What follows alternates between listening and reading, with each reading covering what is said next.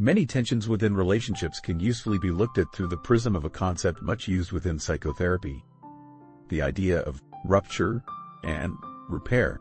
For psychotherapists, every relationship is at risk of moments of frustration, or as the term has it, of rupture, when we suffer a loss of trust in another person as someone in whom we can safely deposit our love, and whom we believe can be kind and understanding of our needs. The ruptures are often quite small, and to outside observers perhaps imperceptible. One person fails to respond warmly to another's greeting. Someone tries to explain an idea to their partner, who shrugs and says offhandedly that they have no idea what they're on about.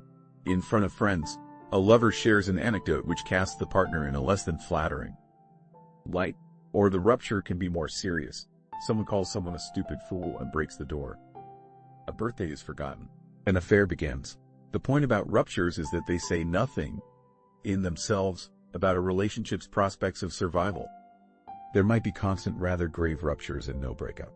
Or there might be one or two tense moments over a minor disagreement, and things head towards collapse. What determines the difference is something that psychotherapists are especially keen to teach us about: the capacity for what they term repair. Repair refers to the work needed for two people to regain each other's trust and restore themselves in the other's mind as someone who is essentially decent, sympathetic, and can be a good enough interpreter of their needs. Good repair relies on at least 4 separate skills. 1. The ability to apologize as sorry may not be as easy as it sounds, for it isn't just a few warm words one has to say. The true cost is to one's self-love. If one is already on the verge of finding oneself somewhat intolerable, then the call to concede yet another point to own up to being still more foolish, emotionally unbalanced, controlling, hot-tempered, or vain can feel like a demand too far. We may opt to dig in and avoid a sorry not because we are overly pleased with ourselves, but precisely because our unworthiness feels so painfully obvious to us already, and lends us no faith to imagine that any apologies. 2. The ability to forgive. There can be equal difficulty with being an apology. To do so requires us to extend imaginative sympathy for why good people, which includes us, can end up doing some pretty bad things, not because they are evil, but because they are in K. Outlook lends us energy to look around for the most generous reasons why fundamentally decent people can at points behave less than optimally. When this kind of forgiveness feels impossible, therapists speak of a maneuver of the mind.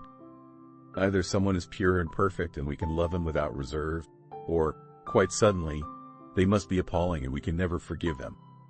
We cling to rupture because it confirms a story which, though deeply sad at one level, also feels very safe.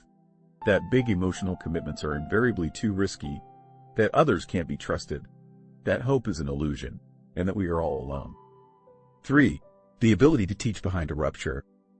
There often lies a failed attempt by one person to teach something to another. There was something that they were trying to get across when they lost their temper or got into a sulk. Something about how to behave around a parent, or what to do about sex, how to approach childcare, or how to handle money.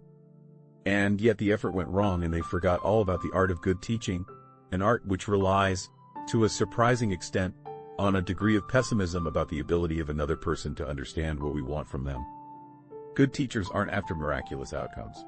They know how resistant the human mind can be to new ideas. They swallow a very large dose of pessimism about successful interpersonal communication to stay calm and in a good mood around the inevitable frustrations of relationships. They don't shout because they didn't from the outset. Allow themselves to believe in total symmetries of mind. When they're trying to get something across, they don't push a point too hard. They give their listener time and know about defensiveness, and as a fallback, accept that they may have to respect 2 different realities. They can, in the end, bear to accept that they will always be a bit misunderstood even by someone who loves them very much. 4. The ability to learn. It can feel so much easier to get offended with someone than to dare to imagine they might have something important to tell us. We may prefer to get hung up about how they informed us of an idea rather than address the substance of what they are trying to convey. It isn't easy to have to imagine that we are still beginners in a range of areas. The good repairer is ultimately a good learner. They have a lively and non-humiliating sense of how much they still have left to take on board. It isn't a surprise or a cause for alarm that someone might level a criticism at them. It's merely a sign that a kindly soul is invested enough in their development to notice areas of immaturity, and, in the safety of a relationship, to offer them something almost no one ever bothers with: feedback. We should do something similar with our love stories.